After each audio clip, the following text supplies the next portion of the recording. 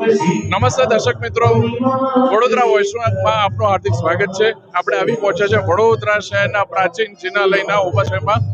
શ્રી કલ્યાણ પાર્શ્વનાથ જિનાલય અહીંયા મામાણીપોળમાં બિરાજમાન છે અને શ્રી મહેશ્વામી ભગવાનનું પણ જિનાલય અહીંયા બિરાજમાન છે.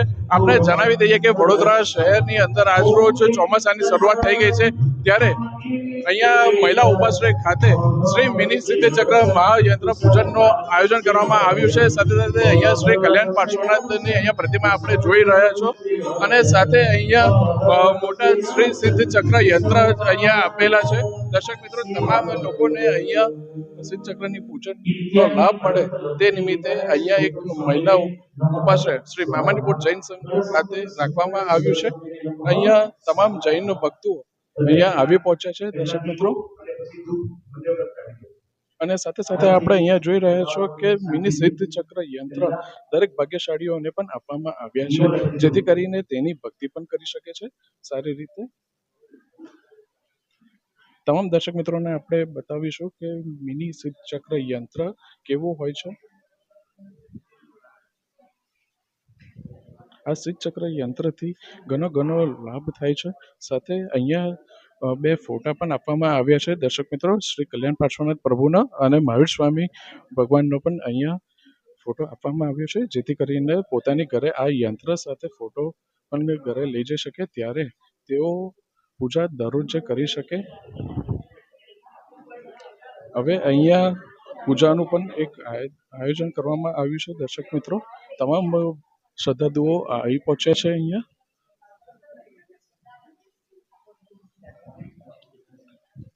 દર્શક મિત્રો, અહીંયા પૂજા અર્ચના પણ કરવામાં આવી રહ્યું છે. તમે અહીંયા જોઈ શકો છો ભાગ્યશાળીઓ તમામ શ્રદ્ધાળુઓ અહીંયા આવી પહોંચ્યા છે.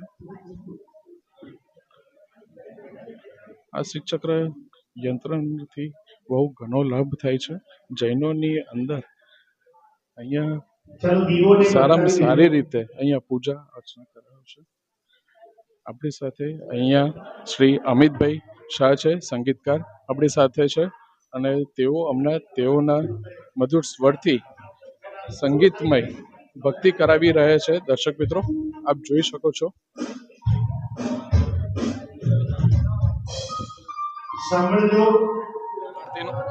અહીંયા આરતીનું પણ કરવામાં આવી રહી છે. હાલ અત્યારે આરતી કરી રહ્યા છે દર્શક મિત્રો.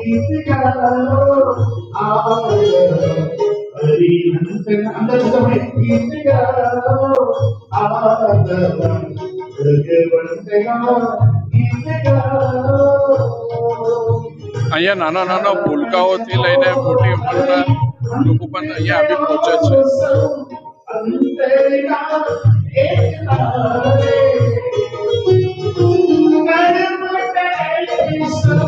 અમિતભાઈ શાહના મધુર સ્વરથી અહીંયા આજ રોજ પૂજન બનાવવામાં આવ્યું છે. હાલ આરતી ચાલી રહી છે દર્શક મિત્રો, આપ જણાવી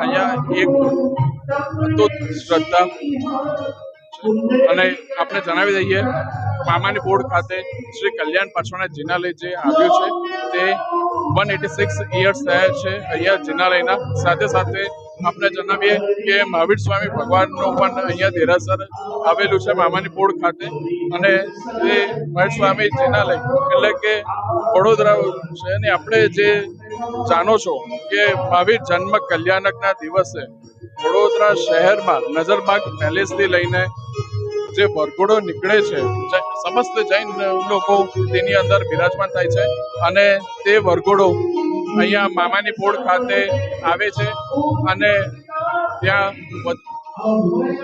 10,000 થી લઈને 20,000 લોકો અહીંયા મામાણીપોળ ખાતે દર્શનાર્થે પધારે છે, અને ચોમાસા દરમિયાન પણ અહીંયા 5 થી 10,000 પબ્લિક મામાણીપોળ ખાતે દર્શનાર્થે પધારે છે. દર્શક મિત્રો,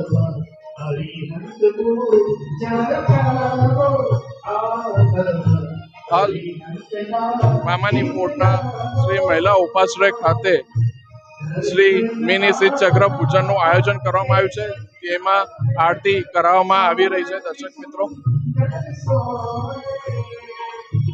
અમિતભાઈ શાહ તથા તેમની મંડળીના મધુર સ્વર અને સંગીતના કાલે અહીંયા આરતી સંગીતનું આયોજન કરવામાં આવ્યું છે. દર્શક મિત્રો,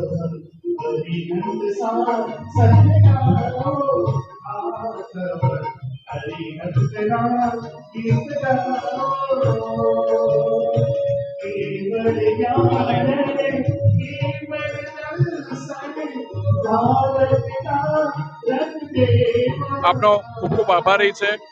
વડોદરા વોઇસ આપનો હાર્દિક આભાર વ્યક્ત કરે છે અને વડોદરા વોઇસ આપને એક અપીલ કરે છે કે આપ શ્રી મામાની પોળ ખાતે શ્રી કલ્યાણ પાર્શ્વનાથ જિનાલય તથા મહાવીર સ્વામી ભગવાનના દેરાસરે દર્શનાર્થે અને પૂજનાર્થે પધારો.